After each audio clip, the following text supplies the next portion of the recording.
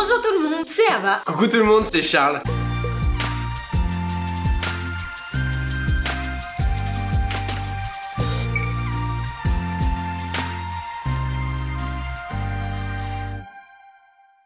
On espère que vous allez merveilleusement bien. Aujourd'hui, on se retrouve pour une recette ultra fraîche, ultra gourmande et plutôt rapide. Et ultra alcoolisé. Alors aujourd'hui, on va mêler un truc que j'adore et un truc que, normalement, j'aime moins. Le baba, que j'aime habituellement moyennement, et le burger, que là, par contre, j'adore. C'est une recette de chef, comme il s'agit de la recette de Philippe Conticini. On vous décrit pas, vous savez très bien qui c'est maintenant, surtout avec notre chaîne, si vous êtes là toutes les semaines. Et vous avez intérêt à être là.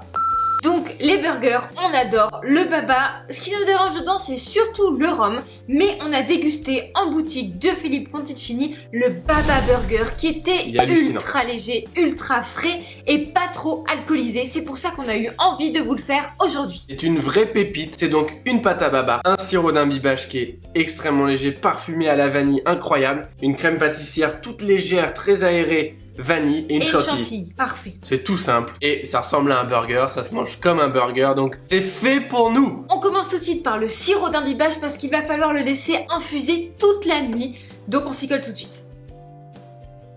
Dans une casserole, mettez l'eau, le rhum, le sucre semoule, les gousses de vanille et les grains de vanille grattés et portez le tout à ébullition.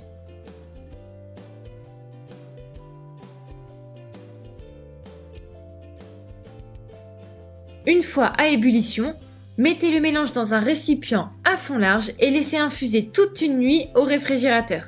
Voilà, maintenant que ça c'est fait, on va pouvoir, la veille encore une fois, réaliser la pâte à baba qui elle va devoir imbiber pendant 7-8 heures, c'est tout. Et avant de l'imbibage, il va falloir pousser et il va falloir cuire, donc on s'y met aussi.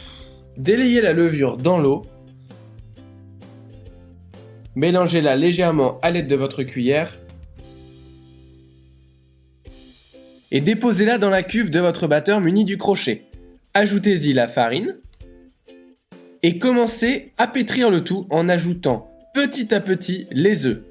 Les œufs doivent être préalablement battus en omelette. On les ajoute donc petit à petit jusqu'à ce que, tranquillement, la pâte à baba se forme. L'opération d'adjonction des œufs doit durer environ 5 minutes. Il faut vraiment prendre le temps entre chaque ajout. On ajoute la totalité des œufs, on laisse bien pétrir pendant 8 minutes. Une fois que c'est fait, on ajoute une petite cuillère à soupe de farine pour décoller la pâte des parois. Et on va incorporer petit à petit le beurre bien pommade. On met donc le beurre petit à petit pour ne pas faire trancher notre pâte à baba. Et on le pétrit 2 minutes une fois tout le beurre inséré. Et voilà notre pâte à baba super élastique. Parfaite. On va empocher environ 45 grammes dans des moules demi-sphères de 8 cm de diamètre.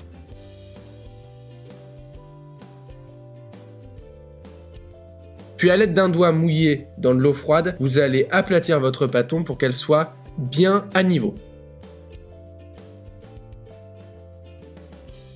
On fait pareil dans tous nos moules. Et on va laisser pousser 2 heures à température ambiante. Une fois la pousse bien réalisée, on va enfourner pendant 10 minutes à 180 degrés. Voilà le résultat, à ce moment-là nos babas sont cuits. On va maintenant vouloir les dessécher à 140 degrés pendant 20 minutes. Le but est d'obtenir des babas très très durs. Regardez si on tape dessus. Toc toc toc. On vient ensuite chauffer le sirop qui a infusé toute une nuit jusqu'à ce qu'il atteigne 50 degrés. On vient mettre les babas dans le sirop et on vient les arroser avec ce sirop à 50 degrés.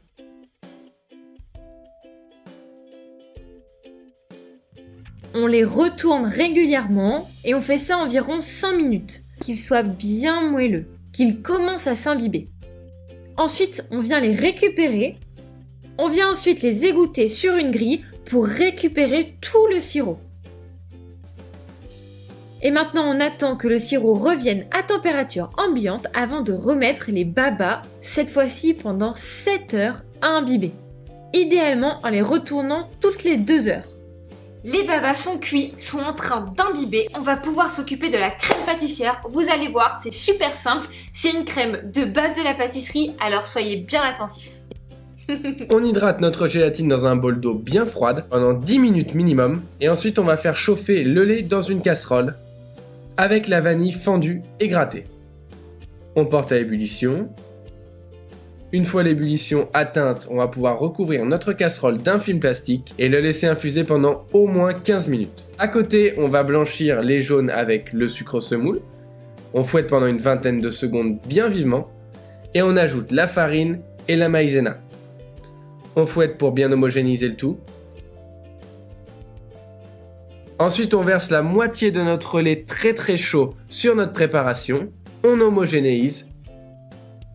Et on va reverser le tout dans la casserole pour le cuire à ébullition pendant environ 1 minute 30 à 2 minutes sur un feu moyen. On ajoute la gélatine bien essorée.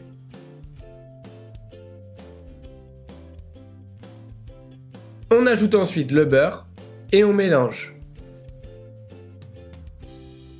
On va réserver notre crème pâtissière dans un récipient à fond bien large, la filmer au contact et la laisser reposer au moins 1 heure au réfrigérateur. Bon, il ne nous reste quasiment rien à faire. Une chantilly, vous savez faire par cœur, on va quand même vous la montrer au passage. On va monter le gâteau et on va le déguster devant vos yeux ébahis. C'est parti. Quand votre crème pâtissière est bien refroidie et bien prise, on va la fouetter à vitesse maximale pendant 1 minute pour y incorporer beaucoup d'air et qu'elle soit ultra légère. À côté de ça, on va monter une chantilly en fouettant à vitesse moyenne cette fois-ci la crème liquide bien froide avec le sucre glace et un petit peu de poudre de vanille. On va la foisonner très longtemps jusqu'à obtenir une chantilly bien souple. On vient ensuite découper nos babas généreusement imbibés. Et on vient pocher à l'aide d'une douille lisse de 16 mm un beau ruban de crème pâtissière sur notre baba. Ensuite, on vient pocher une belle rosace de crème chantilly à l'aide d'une douille cannelée de 13 mm. On repose le chapeau de notre baba burger et on peut déguster cette petite merveille.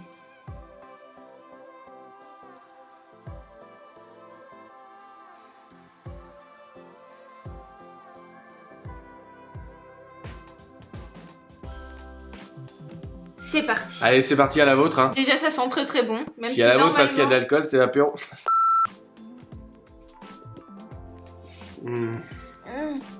Ça te prend toute la bouche. Je trouve que la recette est particulièrement ouf parce que ça a pratiquement le même goût. On s'y rapproche en tout cas comme ça que dans la boutique. Très honnêtement, quand on refait des gâteaux de chef, on sait très bien qu'on n'arrivera pas à avoir exactement la même chose que dans leur boutique. Déjà parce qu'on n'a pas les mêmes ingrédients et on n'a pas toutes les mêmes techniques. Évidemment. Et souvent dans les livres, il n'y a quand même pas toutes les astuces ni exactement les bonnes pesées. Ils nous font des petites mercottes quand même. Oui, faut le dire.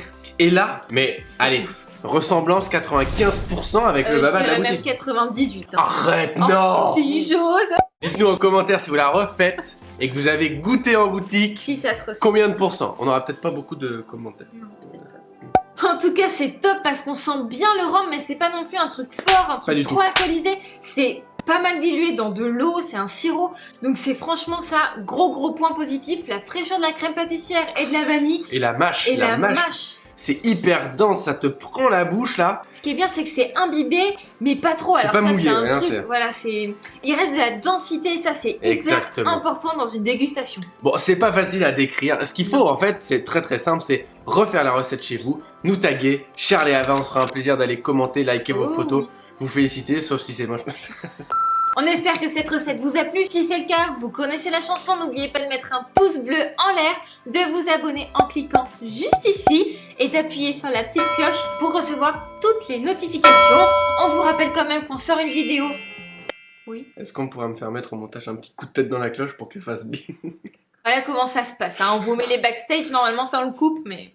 Sort une vidéo tous les mercredis à 16h et tous les dimanches à 11h. Cette vidéo sort aujourd'hui, on est dans l'avion pour l'île Maurice, mais on ne vous oublie pas, même pendant notre voyage, on vous a préparé plein de belles surprises gourmandes, alors restez bien sur notre chaîne YouTube. Sur ce, nous on fait des très gros bisous. À très bientôt.